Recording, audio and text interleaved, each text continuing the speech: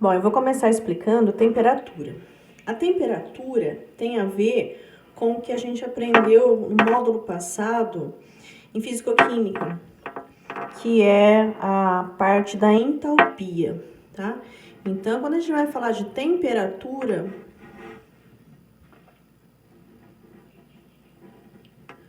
eu preciso da informação da reação, se ela é uma reação endotérmica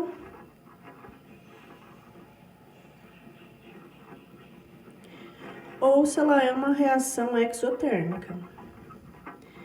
Bom, a gente viu isso no módulo passado, tá? Só para recordar, uma reação endotérmica é aquela que tem um ΔH positivo, tá? É uma reação que absorve calor.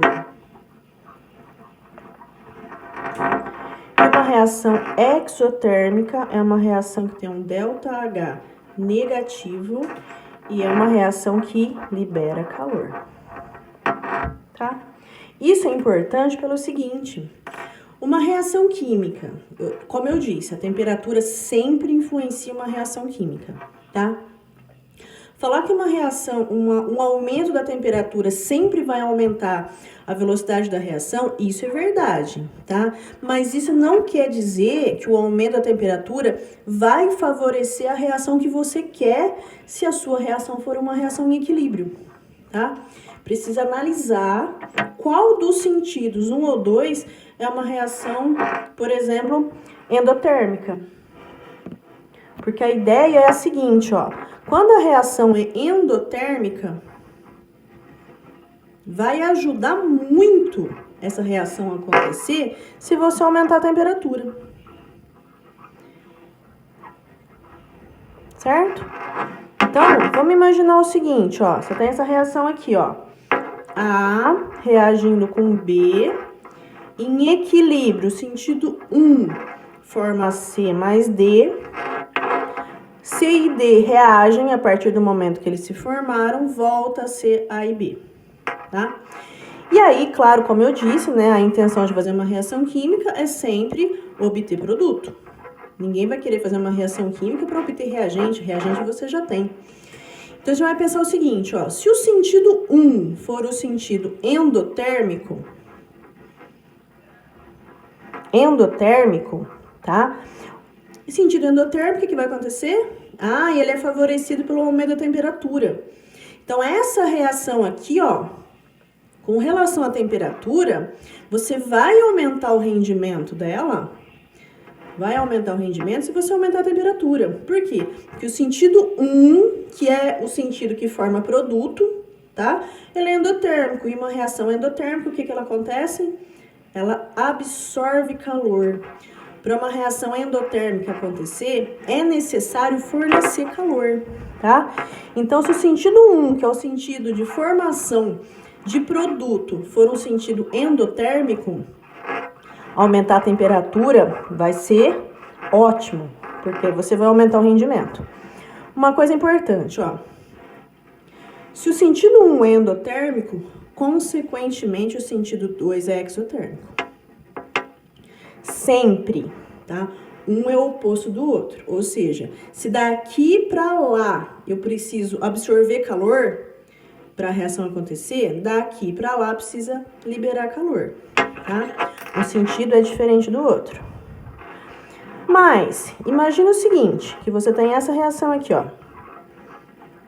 1, sentido 2, tá? Formando C mais D.